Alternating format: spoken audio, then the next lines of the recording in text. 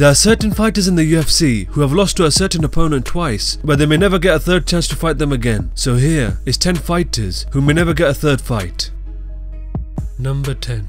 Donald Cerrone first faced Rafael dos Anjos at UFC Fight Night 27, where he lost the fight by a unanimous decision. He next put together an 8-fight winning streak and faced Rafael dos Anjos, who was now the champion, where he was finished by TKO in the first round. Now, with both fighters in the welterweight division, it is unlikely for them to cross paths again, as Rafael dos Anjos is surging towards the top and is on the brink of a title shot, whereas Donald Cerrone is going through a rough patch as of late and needs to put some wins together to move back into title contention.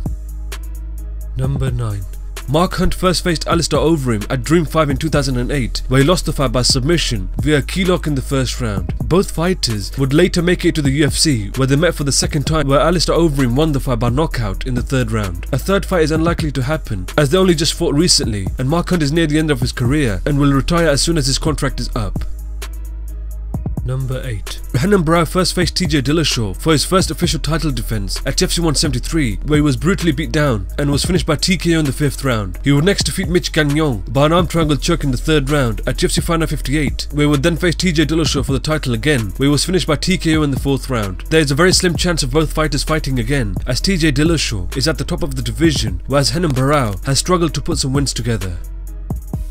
Number 7. John Dodson first faced Demetrius Johnson at UFC on Fox 6, where he lost the fight by a unanimous decision. He next put together 3 solid wins and faced Demetrius Johnson again at UFC 191, where he lost the fight by a unanimous decision. Since that fight, Demetrius Johnson has remained the champion, whereas John Dodson has moved up to the bantamweight division. A third fight seems very unlikely to happen, whereas both fighters are on different paths at the moment.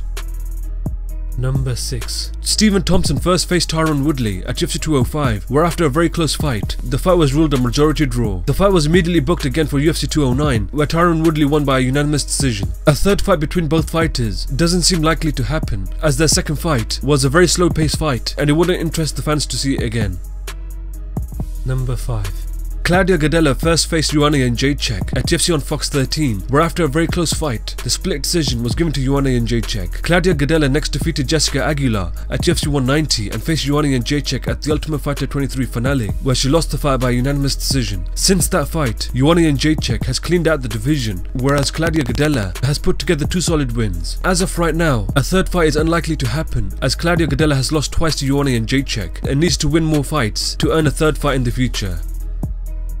Number 4. Valentina Shevchenko first faced Amanda Nunes at UFC 196, where she lost the fight by a unanimous decision. She next defeated Holly Holm and Juliana Pena and faced Amanda Nunes again at UFC 215, where after a very close fight, the split decision victory was given to Amanda Nunes. With Valentina Shevchenko having 2 losses to Amanda Nunes, it will be very difficult for her to get a third crack at the title. Number 3.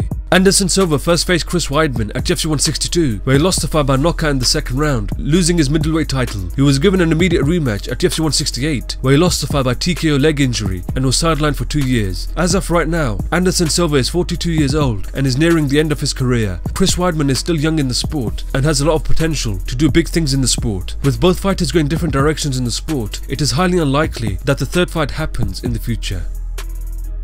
Number 2. Joseph Benavidez first faced Demetrius Johnson at UFC 152, where after a very close fight, the split decision was given to Demetrius Johnson. Joseph Benavidez next put 3 solid wins together and faced Demetrius Johnson again, who was now the UFC flyweight champion at UFC on Fox 9, where in the fight, he was knocked out in the 1st round. As of right now, Joseph Benavidez is on a 6-fight winning streak, and it is very difficult to see the UFC give him a third shot at Demetrius Johnson, as both of his losses have been to the flyweight champion.